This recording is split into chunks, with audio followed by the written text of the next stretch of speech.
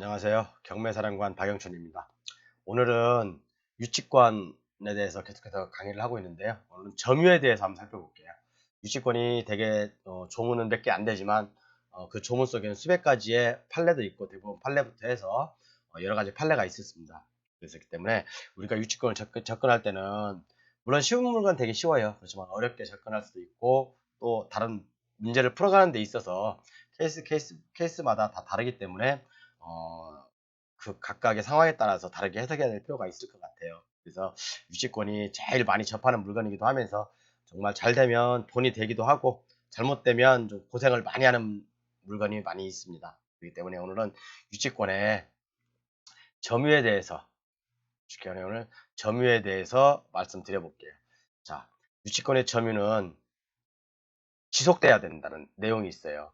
법조문에 보면. 자, 이게 이제 쭉 물건이 있는데 경매 기입 등기가 돼요. 경매가 딱 개시되면 등기부 등본에 경매 기입 등기가 딱 되거든요. 경매가 시작됐다는 등기가 딱 됩니다. 그러면 점유는 이전부터 진행되고 있어야 돼요. 이전부터 계속 진행돼야 되는데 이 경매 기입 등기 이후에 진행 유치권을 점유하고 있다라고 한다면 대부분 판례도 그렇지만 유치권을 인정 안 해주는 사례입니다. 그래서 우리가 이 경매 기입 등기가 딱 되자마자 법원에서 하는 일이 뭐죠? 이 물건의 현장을 가는 거죠. 현장 조사관이 현장에 가서 유치권을 주장하고 있는지 아니면 그 물건이 현황에 대해서 종합적으로 코멘트하는 게 있어요. 그래서 우리가 유치권을 판단할 때는 현황조사서가 제일 먼저 봐야 되고요. 그 다음에 매각물건 명세서 이 두 가지를 보면 이게 경매 기입 등기 이전부터 점유를 계속 하고 있었는지 아니면 경매 기입 등기 이후부터 점유를 하고 있는지 아니면 경매 기입 등기에 뭐 점유자가 없었다라고 하는 어떤 코멘트가 있는지 이런 걸 잘 살펴보셔야 됩니다. 자, 그러면 다시 한번 항상 아무리 강조해도 지나치지 않는 민법 조문 민법 322조 유치권의 내용 다시 한번 읽어보겠습니다. 타인의 물건 또는 유가증권을 점유한 자는 그 물건이나 유가증권에 관하여 생긴 채권이 변제기에 있는 경우에는 변제를 받을 때까지 그 물건 또는 유가증권을 유치할 권리가 있다. 이렇게 돼 있죠. 자, 어제 시간에는 타인의 물건, 내 물건, 내 소유이면서 내가 공사를 했고 내가 부도를 내서 내가 점유를 하고 있다고 한다면 그 물건은 내 물건에 대해서는 유치권이 인정 안 된다고 했습니다. 그리고 전전번 시간에는 임차인이 주장하는 유치권도 역시 인정이 안 된다고 했고요. 대부분. 그리고 이제 이번 시간에는 점유에 대해서 한번 설명할 겁니다. 점유. 점유는 아까 설명드렸지만 경매 기입등기, 경매 개시 기입등기 이전부터 지속적으로 점유를 하고 있어야 돼요. 그렇지 않고 경매 개입등기 이후에 점유를 하고 있다. 그러면 이것은 대부분 유치권으로서 인정이 안 되는 경우가 되게 많아요. 아니, 되게 많은 게 아니라 거의 뭐 100% 유치권은 깨진다고 봅니다. 그렇기 때문에 이걸 확인하기 위해서는 현황조사서나 또는 매각물건명세서를 꼭 보자라고 말씀드렸지 않습니까? 자, 그러면 실사례를 보면서 말씀드릴게요. 다시 한번 말씀드리지만 여러분, 저는 다른 분들처럼 이렇게 뭐 파워포인트로 이쁘게 요약만 해서 강의를 안 할 겁니다. 실질적인 이렇게 우리가 법점을 보면서 실사례하고 비교를 해야지 정말 오래 남고 내가 기억에 남는 거예요. 그리고 실제 어떤 그런 물건들이 내가 나한테 떨어졌을 때 내 법조문을 찾아볼 수 있는 능력이 돼야 되지 않습니까? 그냥 남들이 말하는 내용, 뭐 이건 이렇더라 저렇더라 하는 것은 물론 그것도 의미가 있겠죠. 그렇지만 가장 기본은 법조문과 판례에서 모든 것들이 나오기 때문에 저는 이 법조문과 판례를 기본으로 해서 앞으로도 계속 강의를 해나갈 겁니다. 좀 어려울 수도 있어요. 그렇지만 적응되다 보면 쉬워요. 자, 사례를 한번 볼게요. 사례를 보면 서울시에 있는 아파트예요. 서울시에 있는 아파트인데 2015 다경 1143 아파트 좋죠. 다 완공됐어요. 준공까지 다 났고. 그런데 밑에 쭉 내려보면 여기 유치권에 대한 코멘트가 있어요. 현대건설 주식회사로부터 전체 공사대금 중 일부 17억 아니 1억 얼마예요 이거 그러면? 1억 7,200만 원이네요. 1억 7,200만 원에 대하여 유치권 신고가 있으라고 돼 있잖아요. 그죠? 일부에 대해서 나머지 다 받았나 봐요. 그러면 이게 지금 뭐 14층에 있는 물건이네요. 113동 14층 1403호 여기에 17억이 한 1억 7천의 유치권 신고가 있다는 얘기죠. 자, 그럼 내려보겠습니다. 아까 제가 유치권이 성립되는지 안 되는지는 뭘 보라고 했죠? 현황조사서를 보라고 했죠? 현황조사 클릭해 보겠습니다. 자, 현황조사에서 그 집행관이 갔을 때도 부동산 현황에서 코멘트한 게 있어요. 보시면 입건 현관문에 현대건설이 뭐 어쩌고 저쩌고 쏙 주고 모태 2012년부터 유치권 행사 중이라는 경고문이 붙어 있어.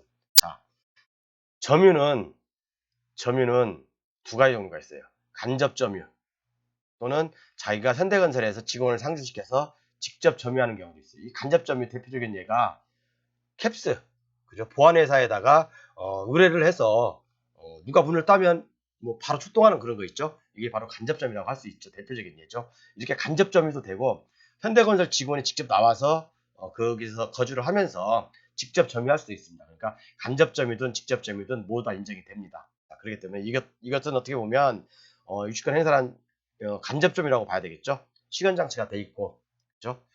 문 앞에 커다랗게 유치권 행사 중이라고 돼 있고, 그러면 경매 기입 등기 이전부터 계속 점유는 되고 있었다라고 일단은 판단이 됩니다. 그렇죠? 두 번째 봐야 될 게 뭐죠? 매각문건 명세서. 매각문건 명세서 보시면 사법고자관님도 여기에 코멘트를 해놨을 거예요. 자, 보시면 현대건설 주식회사로부터 전체 공사대금 중 일부인 1억 7,200만 원에 대하여 유치권 신고가 있어. 자, 그렇죠. 있다고 되어 있습니다. 그럼 우리가 판단해야 될 건 뭐죠? 이것이 현대건설이 아파트를 졌는데 이 경매 기입 등기 이전부터 계속 점유가 돼 있는지 아니면 이 이후에 점유가 돼 있는지 이 이후부터 점유가 돼 있다고 한다면 유치권 인정 안 되죠. 그런데 아까도 말씀드렸지만 집행관이 현장에 갔을 때 기입 등기 이전부터 가겠죠. 갔을 때 현대건설이 벌써 유치권을 주장하고 있습니다. 자, 이런 경우는 간접점유도 직접점유 상관없으니까 유치권 인정된다고 말씀드렸죠. 자, 그래서 이런 경우는 유치권이 인정이 된다고 봐야 되겠죠. 그렇죠. 그래서 점유도 여러 가지가 있을 수가 있어요. 점유도 아까 말씀드렸지만 뭐 간접 점유가 있을 수 있고 직접 점유가 있을 수 있고, 그렇죠? 간접 점유는 내가 보안회사에 뭐 한 달에 얼마씩 주고 그다음 시간 장치를 해서 뭐 어떤 그 물건에 대해서 누가 문을 따고 들어간다 그러면 뭐 캡스에서 바로 출동할 수 있는, 아니면 뭐 다른 보안회사도 많이 있겠죠.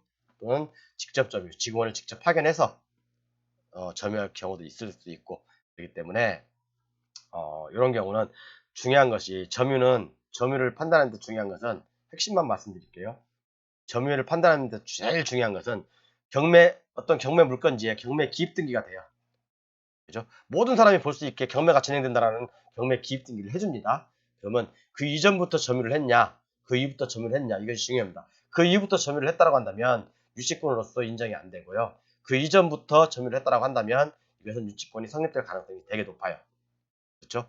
유치권 성립될 가능성이 되게 높고, 그리고 이런 것들을 확인하기 위해서는 그 경매 기입 등기 이전부터 점유를 했는지 확인하기 위해서는 두 가지 서류가 있다고 했죠. 첫 번째, 현황조사서. 집행관이 거기에 갔을 때 코멘트한 현황조사서. 두 번째는 사법부자관님이 코멘트하는 매각물건 명세서. 이 현황조사서하고 매각물건 명세서에 나와 있습니다. 이 전부터 점유를 하고 있다고 한다면 아까처럼 그렇게 표현이 됐을 거고, 만약에 점유가 없었다 그러면 사법고자 집행관이 갔을 때 시간 장치만 돼 있고 아무도 뭐 점유한 사람이 없다, 뭐 점유했던 사람이 아무도 없다라고 그렇게 코멘트를 하면 대부분 유치권은 깨진다고 봅니다. 왜? 유치권의 점유는 지속돼야 되거든요. 이 경매 기입 등기 이전부터 지속돼야 된다는 사실이 가장 중요합니다. 그런데 중요한 사실 제가 한 가지 말씀드릴게요. 이걸 참 공개해야 되나 말아야 되나 제가 많이 망설였는데, 실질적으로 이런 아파트가 경매가 나왔어요. 그리고 유치권이 되는 물건을 제가 낙찰 받았어요. 그러면 여러분들은 다 이런 거 안 들어가려고 하죠. 저는 입찰 들어갑니다. 왜 들어가는지 아세요? 입찰 들어가도 저는 돈 벌 수 있어요. 그게 다른 뭐 저당권이라든가 아니면 뭐 다른 어떤 장치를 저는 할 수가 있습니다. 그렇죠? 여러분들이 모르는, 유치권 당연히 무서워하지만 실질적으로 이런 물건에서 대박이 나올 수가 있어요. 자, 유치권이라고 겁내지 말고 유치권을 어떻게 방어할 건지, 그죠? 내가 어떻게 깨뜨릴 건지, 유치권을 낙찰 받았을 때 어떻게 돈 벌 것인지 제가 다음 시간에 상세하게 설명드릴게요.